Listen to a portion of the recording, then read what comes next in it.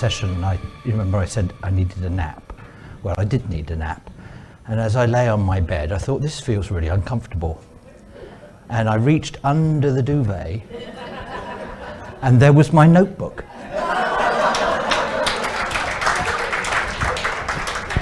What astonishes me is how you can make a bed over a notebook. Anyway, I'm really grateful. And I'm not going to tell you where it is now, since you know all those state secrets are in there.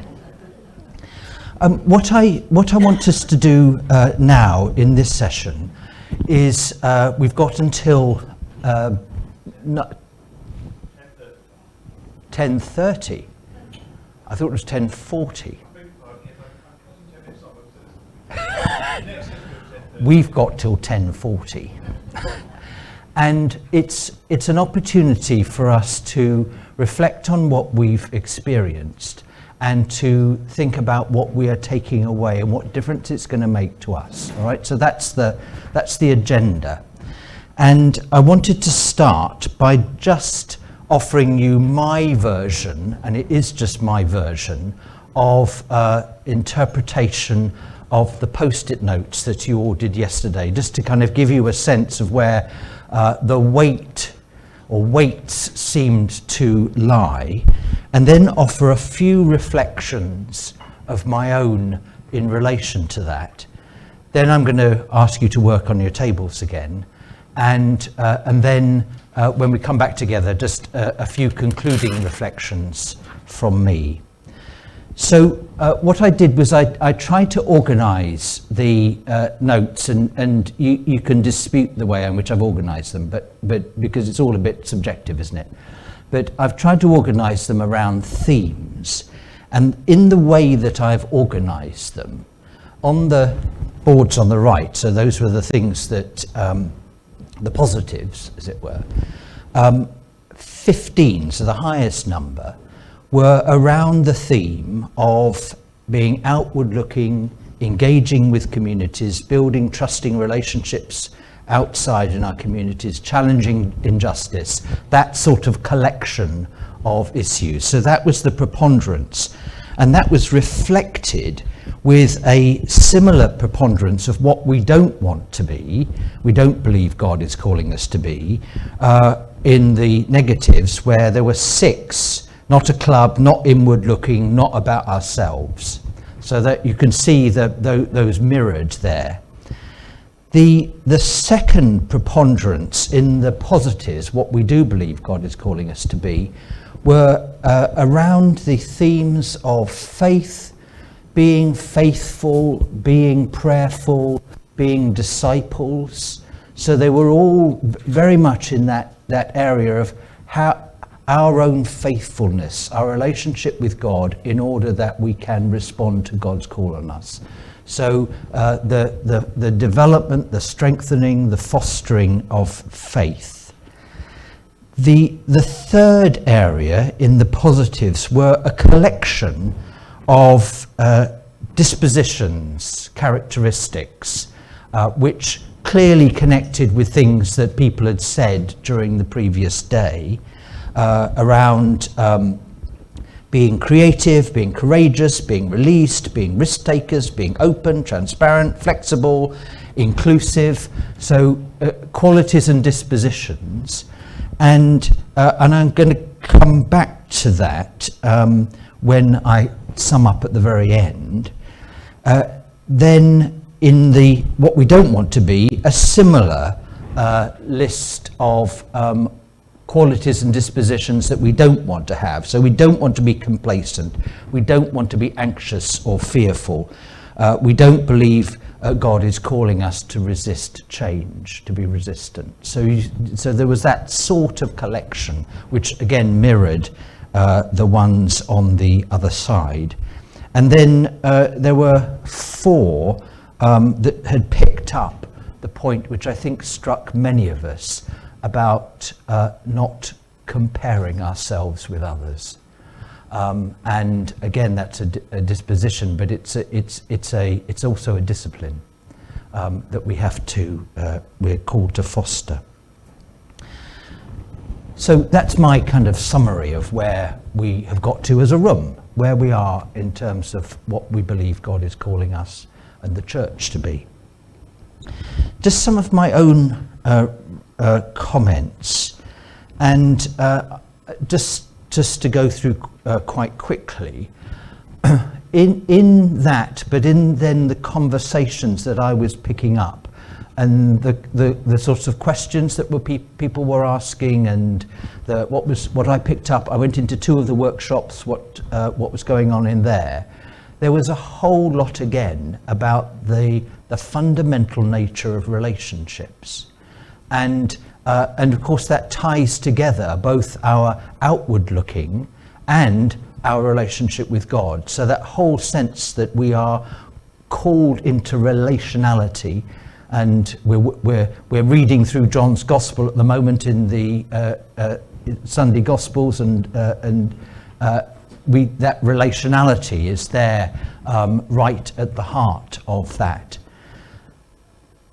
In association with that, specific words that I've heard people use over and over again about collaboration. What does that really mean? Cooperation. Openness, consultation. What does real consultation look like? Where's the power in that process? Transparency and listening. So again, relational qualities that flow from this recognition that relationships are at the heart. Then I've heard strands around creativity. What is God calling us to be in terms of our creativity, in the challenges we face, in the way in which the world and the church are different than they were. I was ordained 45 years ago. I mean, it is very different now than it was then. So what's the creativity that God is calling us to? What's the Spirit inspiring us to?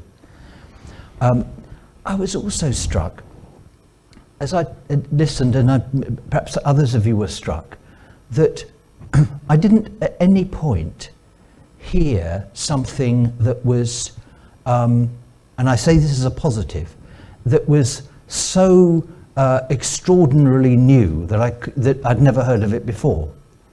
We were talking about doing ordinary things really well, and things that we're familiar with, things that we may have forgotten how to do, but as soon as people mention them, you think, oh yes, of course, yeah, that makes perfect sense. Why have I forgotten to be doing that?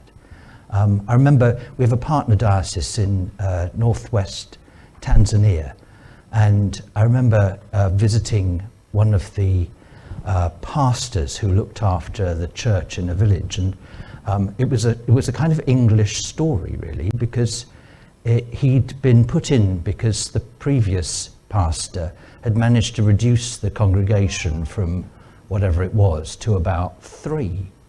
Now that sounds familiar, doesn't it? This is Tanzania. Well, you think, every congregation is 300. No, he'd reduced the congregation in the village to about 3, so they put this guy in. And in 6 months he'd been there, he'd increased it to 24. So I said to him, how have you done that?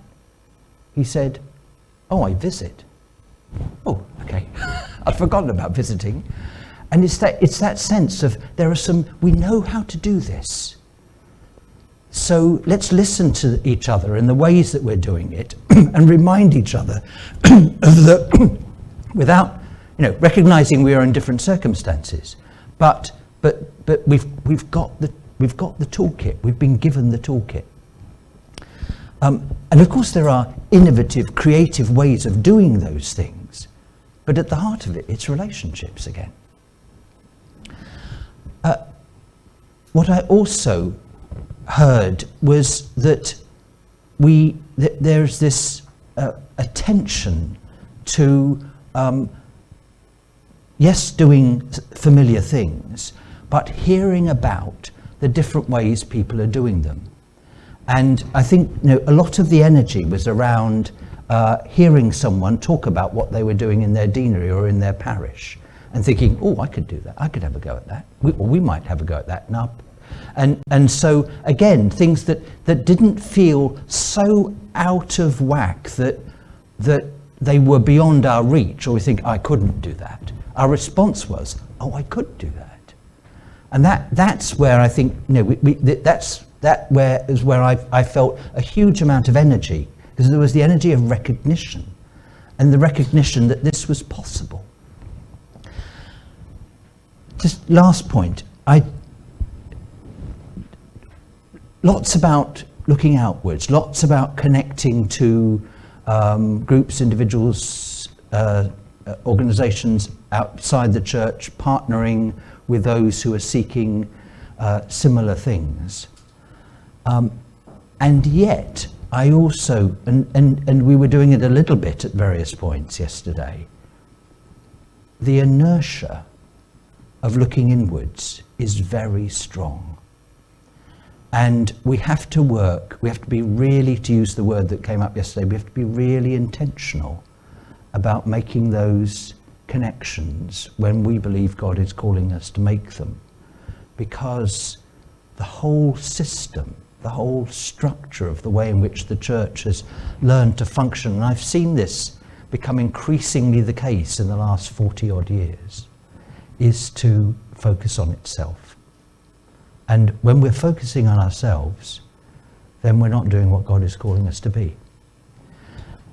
And I reflect that some of the debates we are having at the moment, we might be having differently if we'd learned to be an outward-facing church. So my sort of challenge before we go into the group session is to reflect on, what do I need to do, what do we need to do really to take seriously being outward looking? I remember one of the training sessions that we bishops were sent on a few years ago. We had somebody from a business school who was, I think he said he wasn't Christian, so he was kind of challenging us from a number of fronts, and he asked us a question about what would he need to be doing if he became a bishop. What were the first things he'd need to do? And we came up with all sorts of lists which had, important things like getting your head measured.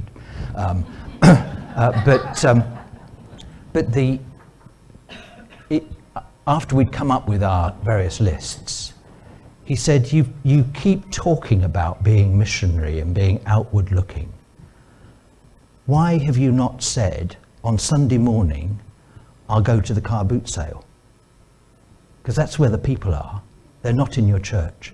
And that stuck with me. Now, I haven't yet gone to a car boot sale on a Sunday morning, but it's been a challenge to me thinking about how do I actually significantly, or maybe as Rachel was saying, in 1 degree, shift my attention so that I am engaged outwardsly.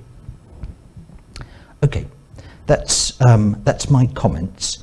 What I want us to do now is, there are 3 questions, and one flows from the other, for us to look at in our groups. And I'm going to suggest we do this until past, so 20 minutes. The first is, what will you as an individual do as a result of what you have experienced here? What are you going to do out of what you have experienced here? And you can spend a bit of time sharing that. Somebody has to watch the time, because we do need to finish in 20 minutes. Second question is, what practical support do you think you'd need to do that? Maybe no support at all, maybe just you've got to get on and do it. But often we need support, maybe from a person, it may be a resource, it may be a conversation with someone else. And thirdly, and this is the one I want you to write on your post-it, again, one item per post-it. What help can the National Deaneries Network be as a contributor to that support? Okay, so what are you going to do? What support do you need? What help can the National Deaneries Network be? Put the help on a post-it note, and I'll clear the boards on the left panel, 2 panels, and if you could just stick those up there. And we will be back in 20 minutes.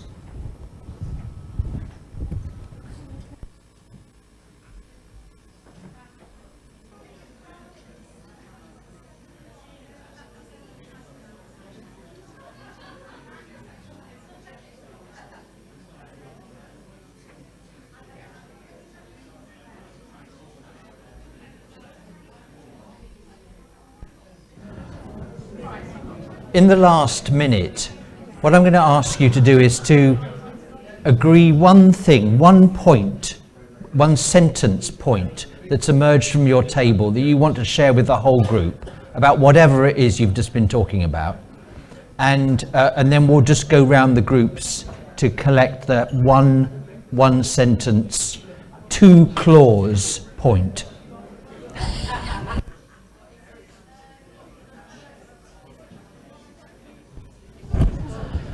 Okay, let's come back together, and thank you for doing that, and thank you for putting the post-its up, which will be a huge help to the planning group here. Let's just go round and have our one sentence. We'll start with Alistair's mic. I think we're starting with this one. Oh, it is Alistair's mic. Okay. You've used up your sentence. My name is Leela Rawling, and I'm from Lichfield Diocese and Lichfield Deanery, but we are a very varied table. And our one sentence is: continue the practical means of keeping this community, i.e. the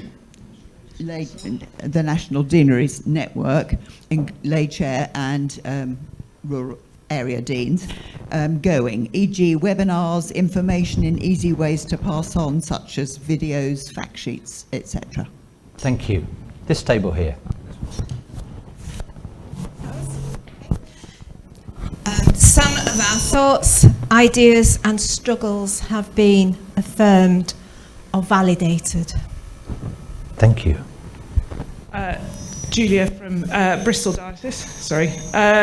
We were saying actually to have, if this is every 2 years, that's not enough. So to have regional meetings more regularly and face-to-face, which would then feed into this, whether this is annual or biannual.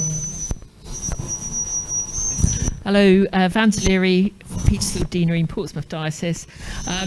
Ours was building on some of the things that have already been said about the theme of relationships and a very practical matter of having some sort of online community for convenient discussion, asking quick questions and so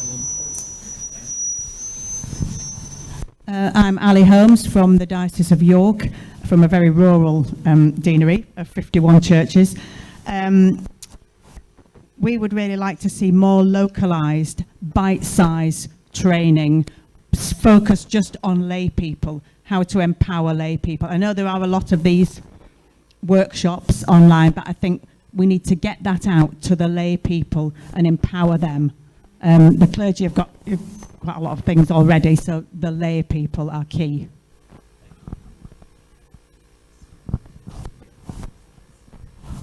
Oh, it's on. Ours was quite simple, and it was 2 words. It was the mapping and landscape.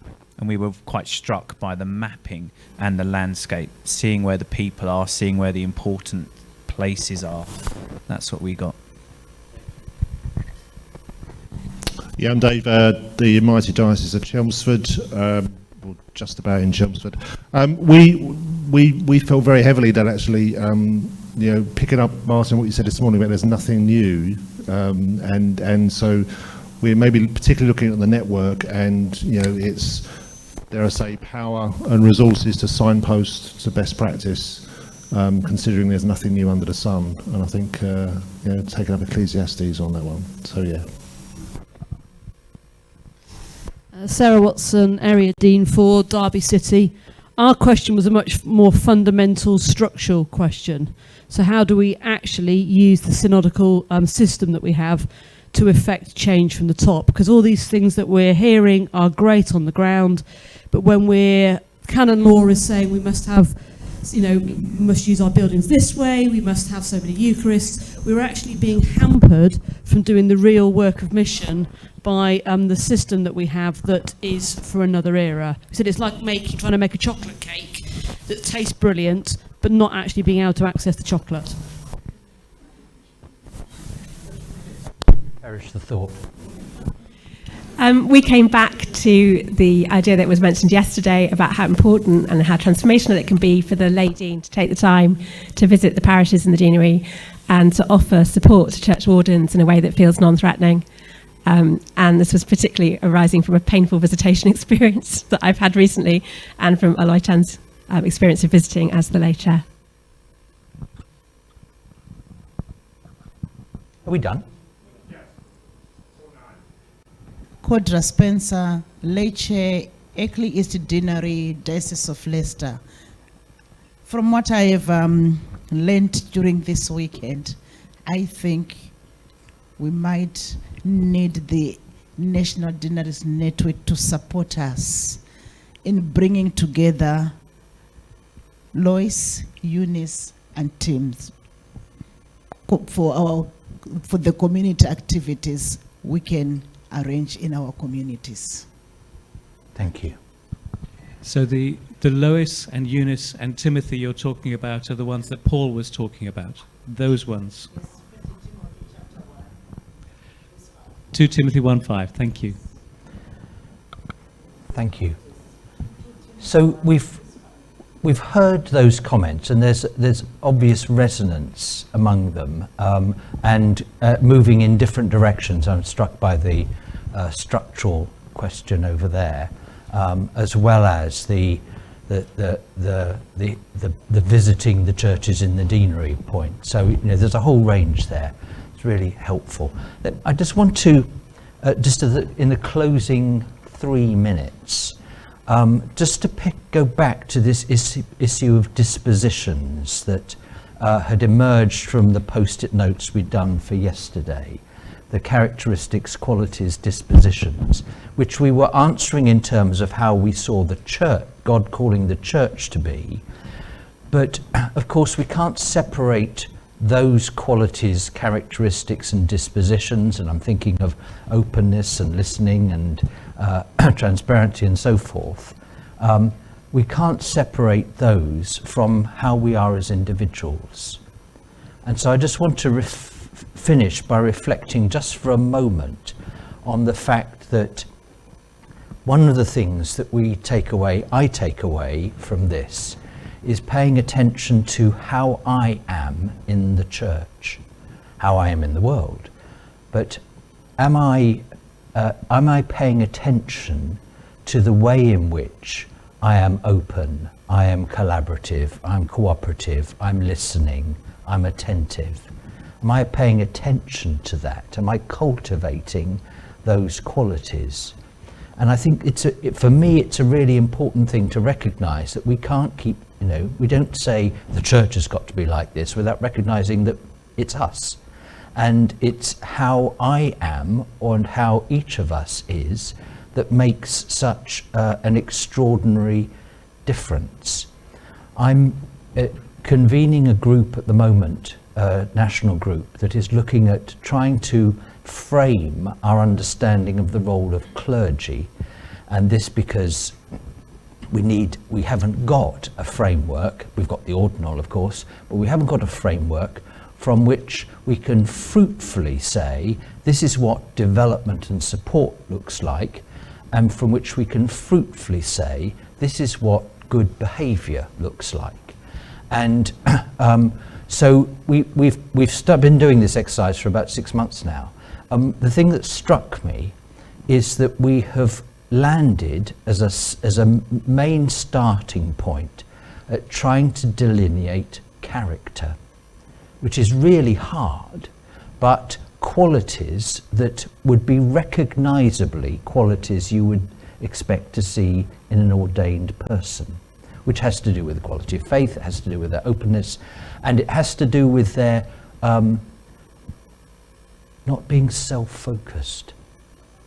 That sort of self-giving but those are qualities that we're all called to. So I'm just struck that this is an area that is ripe and rich for attention. And I saw it yesterday expressed in the energizing way in which we listened to other people tell their stories about what they were doing and felt energized by that. And there were two possible reactions. The reaction I think most of us, or all of us probably felt as we listened was, as I said earlier, oh, I could do that, or we could do that. The other reaction is, oh no, that's no good, no, I could. The first one is a reaction out of love. The second one is a reaction out of fear. And what we are being called to, I believe, and I say this across all the things that we're facing at the moment in the life of the church, including what we've been talking about here, is that we be a church that's not motivated by fear, but motivated only by love. I'm going to hand over to Martin, who's going to do farewells, but while Martin is gearing up to come this way, can I, on all of our behalfs, thank the planning team and the team that run the National Deaneries Network for putting on a very challenging, stimulating, exciting and engaging conference. So let's express our thanks to them.